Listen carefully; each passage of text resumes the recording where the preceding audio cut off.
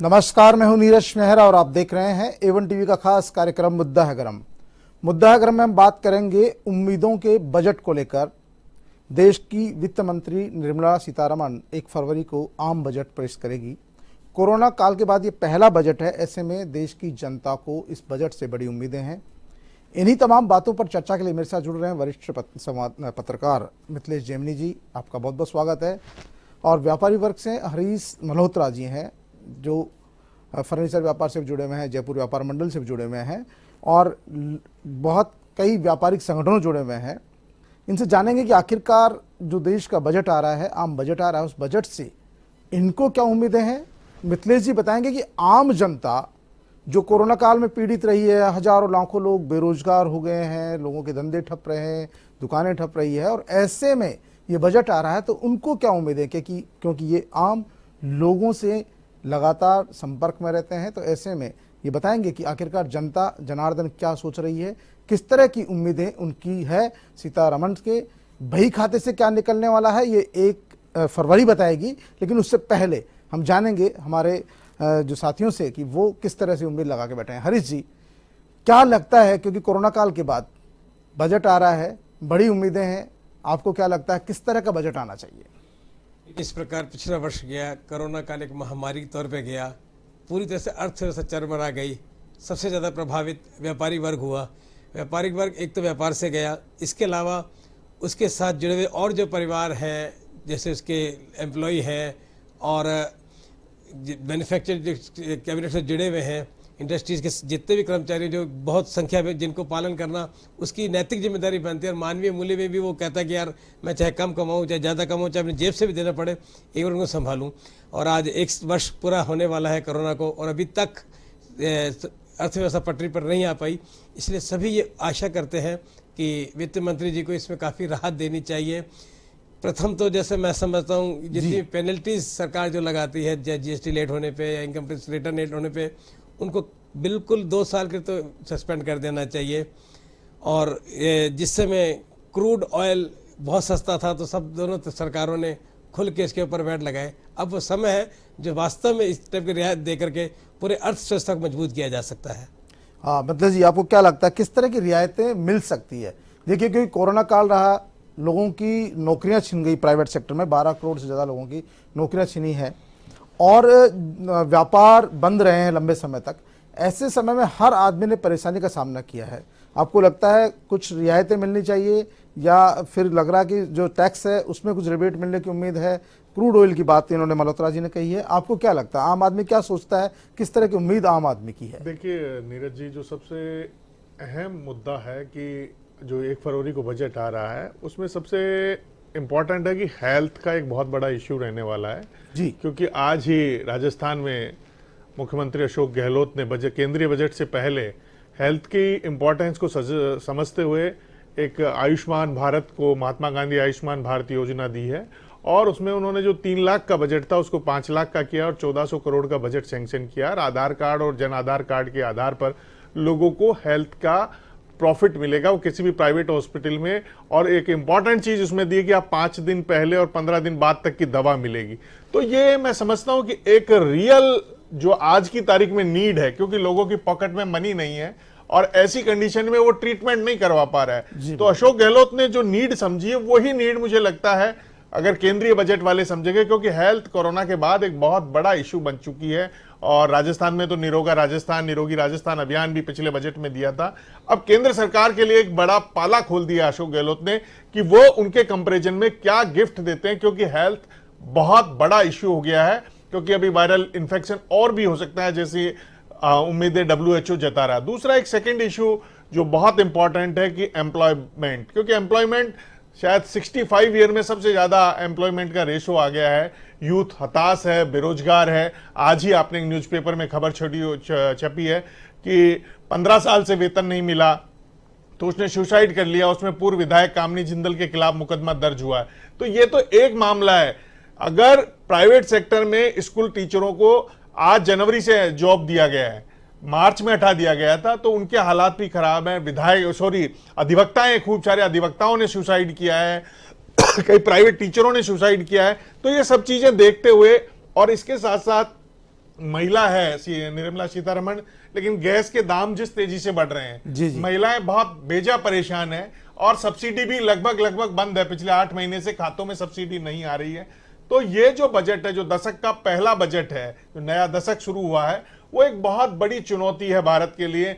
इन्होंने एक दावा किया था कि भारत की इकोनॉमी 5 ट्रिलियन की हो जाएगी, लेकिन आज हालात है कि -7.7% पे चली गई है जीडीपी। तो कैसे होगा, एक बहुत बड़ा चैलेंज है। आप हलवा खा लोगे सूजी का और एक दूसरों को बधाई दे दोगे, अखबार में आप बधाइयां दे दो, स्कीम के नाम रख लो, लेकिन यथार्थ में बेनिफिट देना, बेनिफिशियरी देना बहुत बड़ी चैलेंज है। किसान आंदोलन चल रहा है, लेकिन किसानों के लिए एक बहुत बड़ा चैलेंज है बजट, क्योंकि 2022 में खुद प्रधानमंत्री नरेंद्र मोदी जी ने कहा था कि हम देश के अन्नदाताओं की आय दोगुनी कर देंगे, लेकिन हालात यह है आज यूरिया के दाम, डीजल महंगा होने से किसानी बहुत महंगी हो गई है। वो अपनी फसल के दाम उसे उपज नहीं मिल रहे। आज टमाटर 5 रुपए मंडी में 2 रुपए किलो बिक रहा है। तो एक कोई सिस्टम नहीं है। उन्होंने कहा है फूड प्रोसेसिंग यूनिट लगाएंगे, कब फूड प्रोसेसिंग यूनिट लगेगी?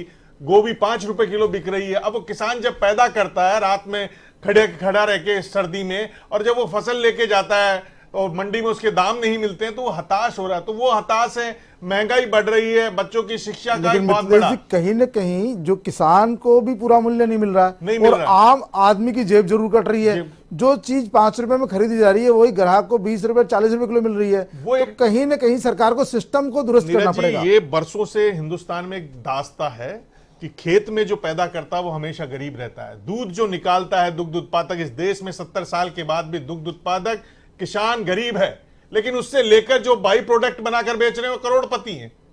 तो बाई प्रोडक्ट बनाने के लिए इनके बच्चों को ट्रेनिंग क्यों नहीं दी जाए?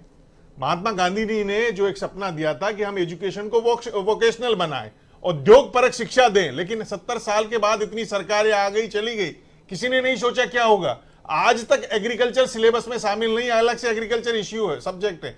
जबकि चाइना में एक सिस्टम है कि आप फार्मर के बेटे, भारत को तो कृषि प्रधान देश माना जाता है। वहां चाइना में सिस्टम है। चाइना डेवलप क्यों हुआ? चाइना 10th क्लास में बच्चे का टेस्ट आइडेंटिफाई कर लेता है कि ये बच्चा इसमें जाएगा। उसी स्किल को, स्किल बेस, अपने स्किल यूनिवर्सिटी खोल ली राजस्थान में, चलो बहुत बड़ा काम कर दिया। उस स्किल यूनिवर्सिटी से कितने बच्चे पास आउट हुए, कितने लोगों को जॉब मिला, कोई पता नहीं। स्किल इंडिया अभियान चला, क्या हुआ स्किल इंडिया अभियान का? किसी ने पैसे उठा लिए एनजीओ बना के कि हम आपको सिलाई सिखाएंगे, बेचारी महिलाएं सिलाई सीखी नहीं, फर्जी फोटो डाल दी, फर्जी खबरें छप गई। बहुत अच्छी बात कही है आपने, क्योंकि मिथिलेश जी जिस तरह का स्किल डेवलपमेंट के नाम पे जितनी यूनिवर्सिटी खुली, जितने कोर्सेज शुरू हुए, वो कोर्सेज लोगों को पढ़ने को मिले ही नहीं। कागजों में उनकी खानापूर्ति हुई, कागजों में सर्टिफिकेट दिए गए, बहुत सारी शिकायतें इस तरह की आई है। आम बजट की बात चल रही है। हरीश जी, आपको लगता है व्यापारियों को भी बहुत सहूलियत की जरूरत है इस समय? जिस तरह कि आपने कहा कि पेनल्टीज जो लग रही है उनमें रियायत की जरूरत है, टैक्सेज में कमी की जरूरत है। इस समय सबसे ज़्यादा जो पीड़ित वर्ग है वो व्यापारी ही है। हर तरह से शोषण व्यापारी का ही हुआ है। कारण जिस समय कोरोना महामारी आरंभ हुई, व्यापारी हर आदमी अपनी क्षमता के अनुसार सड़क पे आया, उसने सब तरह के लोगों को राहत दी। जो बेचारे घर जा रहे थे उनको भी संभाला, और जो उसके कर्मचारी थे उनको भी संभाला। लॉकडाउन ख़त्म होने के बाद उसको आज 40% व्यापार रेंटेड बिल्डिंगों में चल रहा है, उसको अपना किराया भी चुकाना है। उसके बाद सरकार के खर्चे आजकल इतने बढ़ गए जो पहले कभी नहीं हो गए थे। आज कोई भी सरकार को खर्चा करना होता है, गौ माता के नाम से, रोड सफाई के नाम से, किसी भी नाम से एक टैक्स व्यापारी को ठोक दिया जाता है। व्यापारी को सबसे ज़्यादा मतलब भार ढोने वाला गधा बना दिया गया है, जबकि ऐसा नहीं होना चाहिए। इस समय हम सब व्यापारी उम्मीद करते हैं कि केंद्र सरकार को सबसे ज़्यादा सोचना चाहिए व्यापारी के लिए। व्यापारी समाज की रीढ़ की हड्डी है। व्यापारी आदमी जब भी कोई आपदा आती है या कोई संकट आता है तो बिना कोई सोचे सबसे पहले वही पूरे देश को संभालता है। निर्माण उद्योग में किस तरह की रिक्वायरमेंट है? क्योंकि लग रहा है निर्माण उद्योग भी इस समय ठप सा पड़ा है, अभी तक पूरी तरह से पटरी पर नहीं लौटा है। आपको लगता है इस बजट में कुछ होने वाला है इसमें? हम सरकार से अपेक्षा करते हैं थोड़ा इनकम टैक्स में रिबेट दे, थोड़ा वैट में ये जो डीजल सेस लगाया है पेट्रोल पे, इसमें राहत दी जानी चाहिए। इसके अलावा जो भी कभी जीएसटी कि इस समय बाजार की पोजीशन नहीं है पेमेंट चुकाने की, यदि कोई व्यापारी अपना जीएसटी लेट भरता है या टैक्स लेट भरता है, उसको सिर्फ पेनल्टी ना ली जाए, 1-2 साल के लिए राहत दी जाए ताकि वो खड़ा हो जाए। एक मजबूत व्यापारी से मजबूत राष्ट्र का निर्माण होता है। सबसे बड़ी समस्या युवाओं के सामने है। जो प्राइवेट सेक्टर के नौकरी पेशा है उनकी वेतन बहुत कम है, सरकारी सेक्टर में वेतन लगातार बढ़ता जा रहा है। और कहीं न कहीं जो टैक्स है वो भी कम नहीं हो रहा है। लगता है इस बजट में कहीं टैक्स में रियायत मिलनी चाहिए। जो बेरोजगार युवा है उनके लिए रोजगार के कहीं न कहीं विकल्प या साधन सरकार को ढूंढने होंगे। देखिए नीरज जी, इसमें बेसिक जो चीज है उस पर कभी बजट पे ध्यान नहीं दिया गया। अगर पिछले दिनों एक आंकड़े जारी हुए हैं हायर एजुकेशन की रैंकिंग की, इंडिया का कोई इंस्टीट्यूट उसमें शामिल नहीं है, केवल 4 IIT को शामिल करके। राजस्थान जो सबसे ज्यादा प्राइवेट इंस्टीट्यूट का हब है, प्राइवेट कॉलेजें हैं, वहां एक का रैंकिंग में नंबर नहीं आना। तो आप क्या सोच रहे हो, इन युवाओं को आप कागज के पुतले बांट रहे हो, कागज के टुकड़े बांट रहे हो। तो जब तक सरकार हायर एजुकेशन और एजुकेशन का सिस्टम नहीं सुधारेगी, स्किल क्वालिटी के आदमी नहीं मिलेंगे, जो उद्योग को जरूरत है उसके हिसाब से स्किल लेबर नहीं है, खूब सारे इंडस्ट्री इसीलिए सक्सेस नहीं है। आज बेंगलोर दुनिया का हब बन गया। आईटी का क्यों हब बना? क्योंकि वहां आईटी स्किल तैयार कर रहे हैं। आज राजस्थान की इंजीनियरिंग कॉलेज से कोई बीटेक करता है, उसको 8,000 की नौकरी नहीं मिलती है। अगर बेंगलोर से वही बीटेक करके निकलता है, उसको 25 लाख की जॉब मिल रही। क्या डिफरेंस है?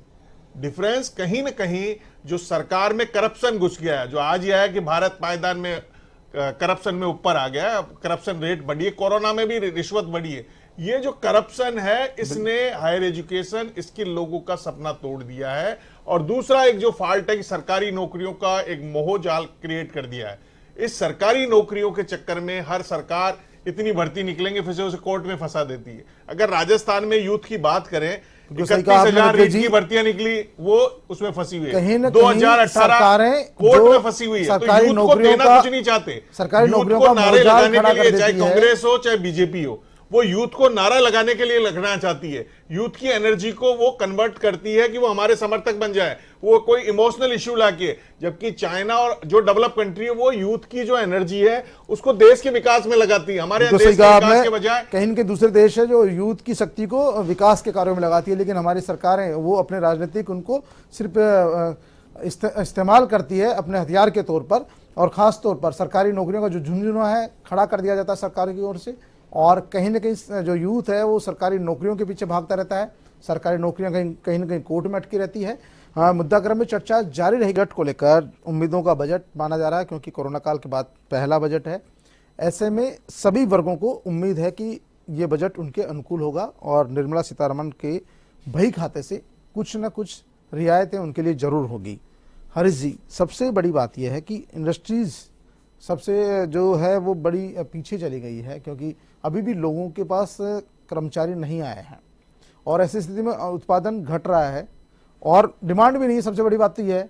और अभी भी न तो कर्मचारियों को भरोसा है कि हम जाके काम करें, और न व्यापारियों को, जिनकी इंडस्ट्रीज है जिनके 1,000 का आदमी काम कर रहे थे वहाँ 200, 250, 300 लोगों पे आ गया है। ऐसी स्थिति में बहुत दयनीय स्थिति है और बहुत सारे लोगों ने तो टूलेट्स के बाहर वो भी लगा दिए बोर्ड। आप सोप मार्केट में जाके देखोगे तो मार्केट्स में भी बहुत सारी दुकानें बंद हुई है। तो कहीं ना कहीं तमाम जो वर्ग है उनको लगता है कि ये बजट में हमारे लिए कुछ होगा, क्योंकि जब तक बजट में रियायतें नहीं मिलेगी ये इंडस्ट्रीज खड़ी नहीं होगी, व्यापारी खड़ा नहीं होगा।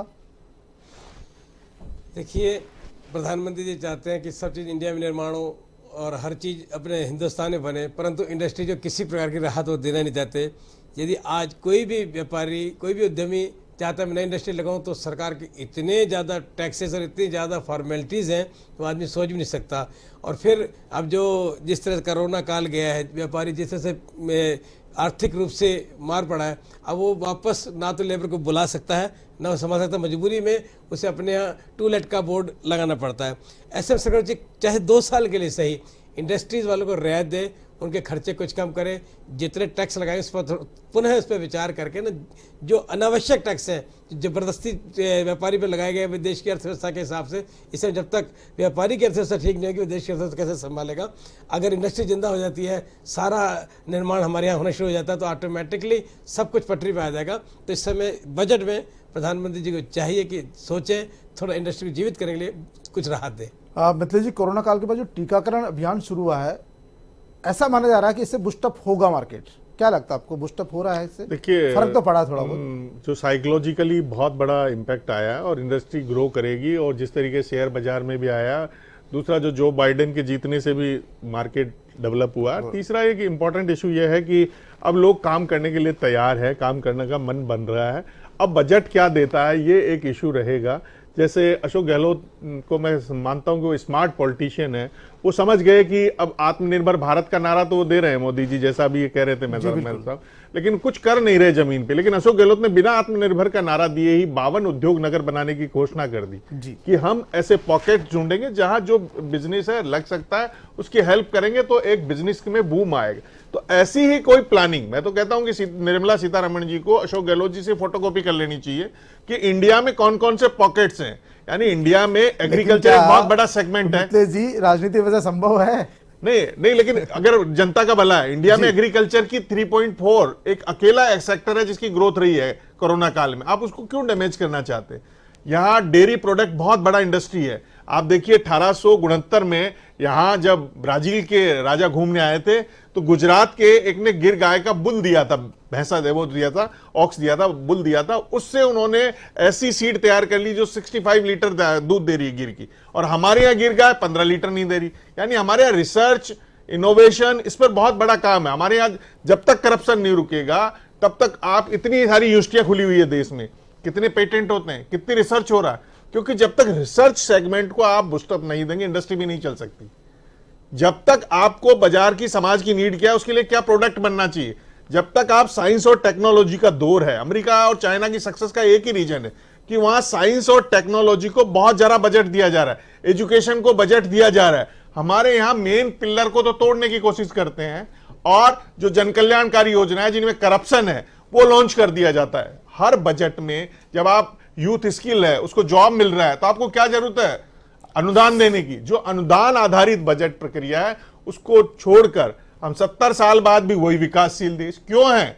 हमारे यहां बहुत सारे टैलेंट है, पूरी दुनिया को चल रहे हैं, सुंदर पिच्चई, एक से एक बड़े नाम है जो दुनिया में जाके छा गए। हमारे यहाँ क्यों नहीं हो रहा? क्योंकि हमारे यहाँ एनवायरमेंट नहीं है, हमारा टैलेंट यहां से भाग रहा है। अगर ये इसी तरीके से टैलेंट भागता रहा, चलो विजय माल्या भाग रहे चोरी करके, वो तो बुरी बात है, लेकिन जो टैलेंट भाग के जा रहा है उस टैलेंट को रोकने के लिए पिछली बार भी मोदी जी ने एक स्कीम लाए थे बजट में कि हम जो रिसर्च इनोवेशन का लेंगे, और अपने अलवर के जो खान साहब उन्होंने ऐप बनाया था उनको अवार्ड भी दिया था। लेकिन कितने लोग हैं, कितने लोगों को बेनिफिट है? रूरल इकोनॉमी जब तक डेवलप नहीं होगी, जब तक गांव का आदमी गांव में बैठ के रोजगार नहीं लेगा, जब तक गांव का आदमी गांव में इंडस्ट्री लगाने की नहीं सोचेगा। चाइना का सक्सेस का एक ही पैटर्न है।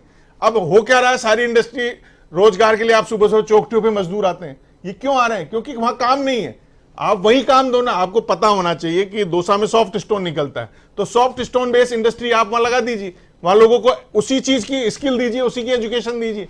कोई करना नहीं चाहता। इंडिया में जो ब्यूरोक्रेट है ये बहुत बड़ा ठगी का केंद्र बन गया। जब तक इन अरबी घोड़ों पर लगाम नहीं लगेगी, ये कागजों में मैल दिखाते हैं, नेताओं को मूर्ख बनाते हैं। हिंदुस्तान के नेता कम इंटेलिजेंट है, ब्यूरोक्रेट्स इंटेलिजेंट है, और ब्यूरोक्रेट्स इस कदर हावी हो गए हैं नेताओं पर कि उनके दिमाग का उन्होंने हरण कर लिया है। जब तक इस देश का नेता इन ब्यूरोक्रेट्स का, इन सफेद जो अरबी घोड़े हैं, इनके जाले से नहीं छूटेगा, आम जनता की नहीं सोचेगा। ये देश 70 साल से इसीलिए पीछे है। इस देश में ब्यूरोक्रेट्स पर रोक लगाना बहुत जरूरी है। सारी नीतियां वो ब्यूरोक्रेट्स ही बनाते हैं, और यही कारण है कि ब्यूरोक्रेट्स उन पे, नेताओं पे हमेशा हावी रहते हैं। ब्यूरोक्रेट्स अपने बेनिफिट के लिए बनाते हैं सारी पॉलिसीज। बहुत कम नेता ऐसे होंगे जिनकी ब्यूरोक्रेट्स बात मानते हैं। वो तो अपनी बात को नेताओं पर थोपते हैं, क्योंकि नीति निर्धारण का काम ब्यूरोक्रेट्स के हाथ में होता है, नेताओं का तो सिर्फ ठप्पा होता है। हरी जी, आपको लगता है इंडस्ट्री में, जैसे कि अपना जो दूसरी इंडस्ट्रीज है बहुत सारी, उनमें बूम आना जरूरी है? जब हम आत्मनिर्भर भारत की बात करते हैं, बूम तो इंडस्ट्री में आ सकता है, थोड़ा सा सरकार का सहयोग मिले, थोड़ी सी सरकार को कर से राहत और सरकारी जो नियम है उनसे राहत मिलती है तो इंडस्ट्री बूम क्यों नहीं आएगा। आज आम आदमी जरूरत तो वही है ना। आपदा आने के बाद भी आदमी की ज़रूरतें कम नहीं हुई हैं, और कुछ ऐसी चीज़ें जो एसेंशियल है, जो शरीर को चाहिए ही चाहिए, वो सब इंडस्ट्री भारत में ही बनती है ना। आज आपने चाइना के प्रति ड्यूटी वगैरह लगा दी, उसके प्रोडक्ट थे महंगे कर दिए, फिर वैसे भी एक छवि भी चाइना की आप लोग समझ गए कि भाई ड्यूरेबल आइटम जो सिर्फ शो के पीस होते हैं। आम आदमी चाहता है कि आत्मनिर्भर भारत के अंदर रहे और चीज़ें भारत की बनी हुई यूज़ करें, लेकिन उसके लिए आपको एक रास्ता देना पड़ेगा। मैं भाई साहब से बिल्कुल सहमत हूँ, जैसे ये डोसा का उदाहरण दिया, इस तरह से हर क्षेत्र की अपनी कुछ ना कुछ विशेषता है। अगर उसके हिसाब से यदि उसको वहाँ इंडस्ट्री लगाई जाए और सरकार कुछ साधन उपलब्ध कराए। राजस्थान सरकार ने तो ऐलान किया है कि वो बिना कोई भी इंडस्ट्री, कोई भी व्यक्ति कहीं भी खोल सकता है, उसको 3 साल तक अनुमति लेने की जरूरत ही नहीं है। लेकिन नीरज जी, इंस्पेक्टर राज गहलोत साहब की स्कीम कागजों में बहुत अच्छी लगती है, लेकिन जब प्रैक्टिकली जाके देखोगे इस देश में, प्रदेश में इतना इंस्पेक्टर राज है। कल इन्होंने एक ऑर्डर निकाला है, अशोक गहलोत सरकार ने, कि जो जितनी भी कॉलेज वगैरह उनकी एनओसी मंत्री लेवल पे दी जाएगी, पहले का मुख्यमंत्री लेवल पे दी जाएगी। यानी आपकी सरकार में वहां 4-5 आईएएस इस राजस्थान को चला रहे हैं, ढाका राका ये बैठा के। अगर आप जब तक लोग जो जिस इंडस्ट्री के हैं उसको नहीं जोड़ेंगे, अमेरिका में क्या सिस्टम है, क्यों सक्सेस है, आप एग्रीकल्चर के मास्टर है तो आपको मिनिस्टर वहां ले लेते हैं, सीनेट में उसकी एडवाइजरी ब्यूरो में ले लेते हैं। हमारे यहाँ कोई मुद्दा नहीं, वो 5 आईएएस वो बीए किया हुआ। मिथिलेश जी, जो बजट से पूर्व जो लिया जाता है, लोगों से राय ली जाती है, बिल्कुल उनके तो राय लेने की सिर्फ ली जाती है, उनको साल पैनल रखना चाहिए। उनकी अमेरिका में यही सिस्टम है। नहीं, हिंदुस्तान में भी, अपने भारत में भी सरकार राय लेती है। वो 5 दिन के लिए चाय पिलाते हैं ब्यूरोक्रेट्स, वो अपने मिलने वालों को बुलाते हैं और जो पॉलिसी उनको बता देते हैं हम ऐसा बना रहे हैं, आपको इससे बेनिफिट होगा। तो हिंदुस्तान में करप्शन बेस्ड पॉलिसियां बन रही है। तो जब तक आप जो जिस फील्ड का उसको साल भर के लिए पैनल में रखिए ना, आप वो समझता है। हमारे यहाँ कोई समझता नहीं, 5 ब्यूरोक्रेट्स को पता है इनके मिलने वाली है, उनको बुटाएंगे। सीएम साहब के साथ इस पॉलिसी आते हैं स्टेट बदल जाएगा, सीएम साहब सोचते हैं बहुत बढ़िया, ये ब्यूरोक्रेट्स बहुत इंटेलिजेंट।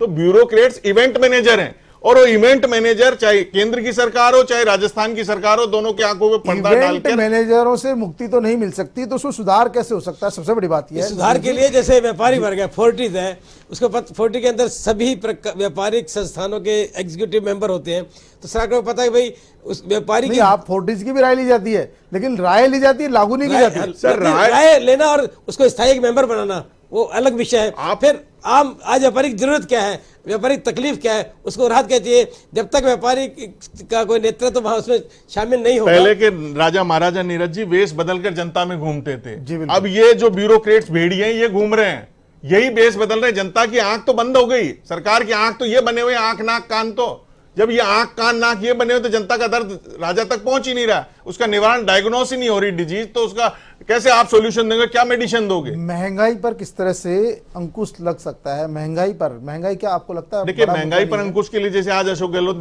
जी ने वो पेट्रोल और डीजल पे वेट कम किया 2%, इसको 8% करे, केंद्र भी कम करे तो होगा। तीसरा, प्रोडक्शन बढ़े। आज क्या हो रहा है कि प्रोडक्शन नहीं बढ़ रहा है ईमानदारी से, चाहे लोहे के सरियों के दाम बढ़ रहे हो, सीमेंट के दाम बढ़ रहे हो। अब बजरी बिल्कुल इंपॉर्टेंट इश्यू है, बिना बजरी के आप रह जाओगे। अशोक गहलोत ने एक प्रैक्टिकली काम किया कि भाई सब पैसे देके, करप्शन देके घर के आगे बोरिंग खोद रहे थे, तो उन्होंने बोरिंग अलाउ कर दिए, क्योंकि पानी तो पिएगा आदमी, लैंड नहीं है फॉर्च्यून। अब आपने एनवायरमेंट के नाम पर बजरी की एक इतनी बड़ा करप्शन की इंडस्ट्री खड़ी कर दी। राजस्थान में हर साल करप्शन पे बजरी में 5,000 करोड़ का कारोबार है। ईमानदारी छोड़ दीजिए, ज्यादा ही होगा, इससे ज्यादा कारोबार है। तो आपको दिख नहीं रही, आपको क्या आपको जरूरत पड़ी है बजरी के लिए? क्यों नहीं पॉलिसी बनाई? पिछले 6 साल से बजरी को लेकर कितने लोग मर चुके, सरकारी अमले पर हमला हो गया, पुलिस पर हमला हो गया। मतलब जी सरकारें चाहती भी है, लेकिन इस मामले में कोर्ट की बड़ी जो है एनजीटी का है, एनजीटी में पैरवी करके देखिए सरकार पैरवी भी करती है, पर कोर्ट को भी कुछ मामलों में अब आप किस चौराहे बजरी नहीं पड़ी। वो सैंडस्टोन वाली अभी पॉलिसी लेके आए बजरी का विकल्प, लेकिन वो सक्सेसफुल नहीं है, वो सक्सेस नहीं है। वो बजरी चाहिए। आप क्या जो एम सैंड बनाई जाएगी, पत्थरों के बुरादे से बनाई जाएगी, उससे न तो आपका प्लास्टर हो सकता है और न जो चुनाई जो होती है बिल्डिंगों की, वो चुनाई स्थायी नहीं हो सकती, क्योंकि वो दोनों ही बहुत बड़ा एक देश में भ्रष्टाचार का कोकस बन गया। उसमें जुडिशरी, ब्यूरोक्रेट सब मिल चुके हैं। उनको पता है एक ऑर्डर में अरबों रुपए का खेल है। तो ये चल रहा है। अब कब सरकारें जागेगी? सबको पता है बजरी बिना मकान नहीं बनेगा। हम कह रहे हैं सबको आवाज देंगे, आवाज दोगे कहां से? हर चौराहे बजरी पड़ी है। तो आप जब तक बजट में ये प्रैक्टिकली सोच नहीं लाओगे, सही कहा आपने और हरी जी ने, कि जब तक बजट में विशेषज्ञों की राय नहीं होगी, अगर कृषि के लिए बजट बनाया जा रहा है तो किसानों की राय होनी चाहिए, व्यापारियों के लिए बजट बन रहा तो व्यापारियों की राय होनी चाहिए, आम लोगों के लिए बजट बन रहा तो आम लोगों की राय का उसमें शामिल किया जाना जरूरी है। केवल जो हमारे अधिकारी हैं उनके भरोसे ही बजट जब लाया जाता है तो उसका फायदा भी चुनिंदा लोगों को मिलता है, बहुत सारे लोगों को मिलता नहीं है। यही कारण है कि जब बजट आता है लोगों को बड़ी उम्मीदें होती है, लेकिन बजट आने के बाद में फिर वो उम्मीदें जो है काफूर हो जाती है, क्योंकि वो उम्मीदें खरी नहीं हो पाती, धरातल पर नहीं उतर पाती है। उम्मीदों के बजट में आप दोनों आए, आप दोनों का बहुत बहुत धन्यवाद। तो ये था A1 टीवी का खास कार्यक्रम मुद्दा गरम, जिसमें हमने चर्चा की उम्मीदों को बजट को लेकर। अब देखते हैं 1 फरवरी को निर्मला सीतारमण जी के पिटारे से क्या निकलता है, किस तरह से वो जनता को राहत देती है, क्या वो कोरोना काल में पीड़ित देश की जनता को राहत दे पाएंगी इस बजट से। तो A1 टीवी में इतना ही। ताज़ा खबरों को देखते रहिए A1 टीवी।